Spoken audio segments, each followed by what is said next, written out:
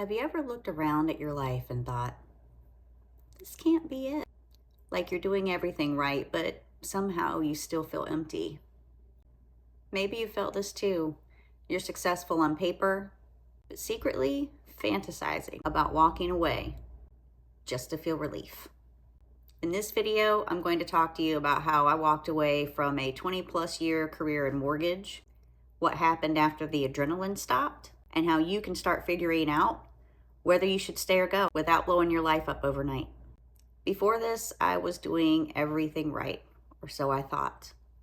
And when I left my career, I realized I didn't need a better mindset like everyone was trying to tell me. What I needed to do was unlearn the script that taught me how to betray myself.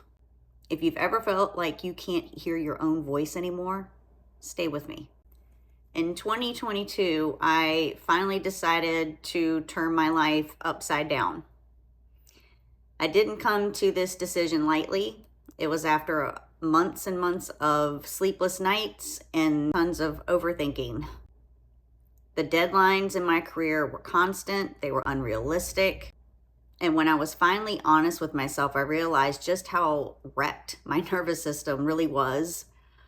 And sad to say that my quality of life just wasn't what it needed to be. Every day was the same. Same stress, same bullshit.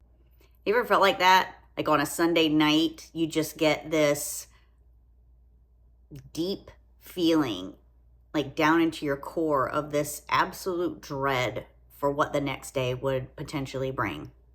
And the scariest part is you can get so used to survival mode that the thought of even having something that you want in life is non-existent. You're not dreaming anymore. You're managing, enduring, performing. Does that sound familiar? Because on the outside, I looked like I had it all together. Good career, I was responsible, I was capable, reliable. But inside, I felt like life was just passing me by, and I wasn't present in all the ways that really mattered.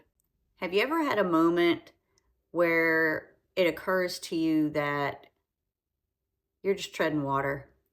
You're not really living, you're just existing?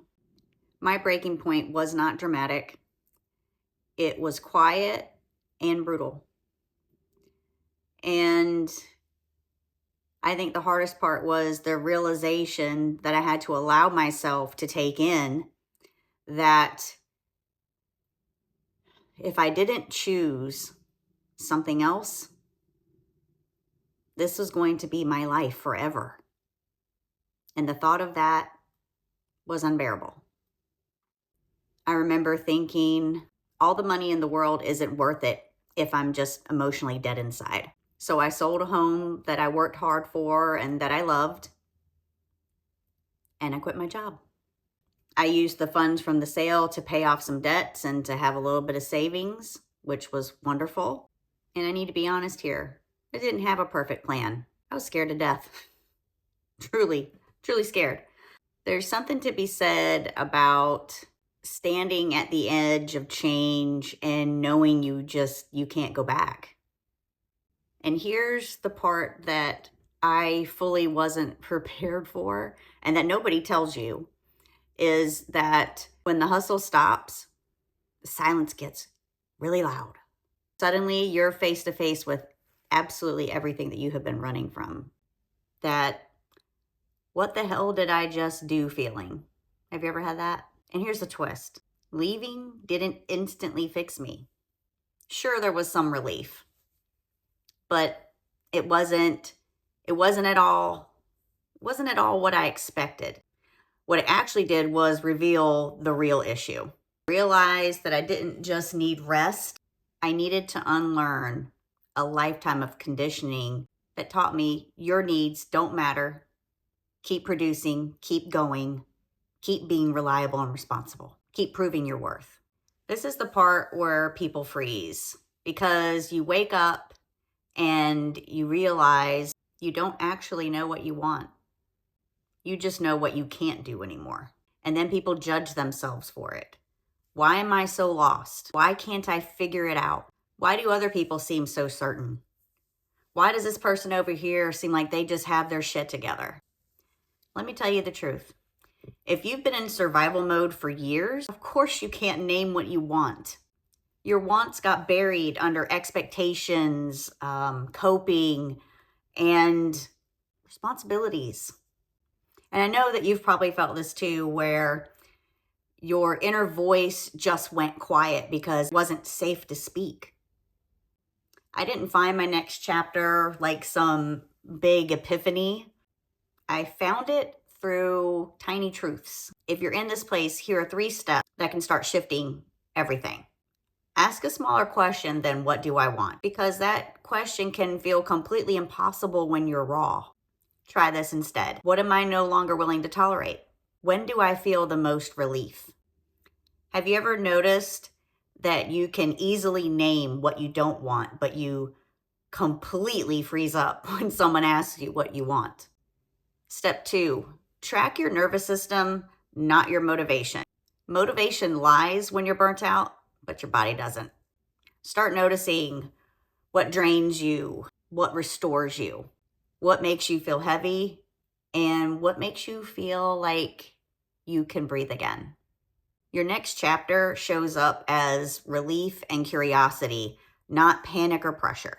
Step 3, stop choosing a new identity. Start running what I call permission experiments. Instead of, this is my new career, try, I'm going to test this for 2 weeks and see how I feel. You don't need certainty. You need evidence that you can trust yourself again. And slowly, through these steps, I came back to myself.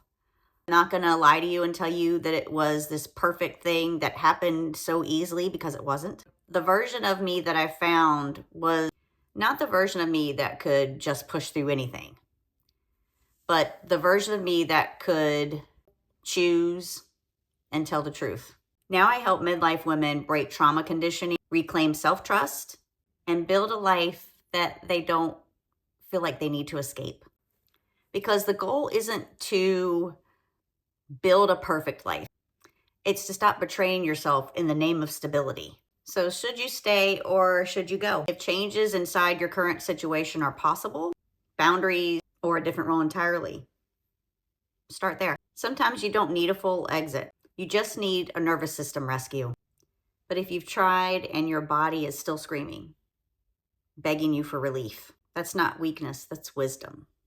In the next video, I'm going to talk about the moment after you wake up, when your old life doesn't fit, but fear, guilt, and people-pleasing tries to drag you back. Tell me in the comments, what part of your life feels the most not you right now?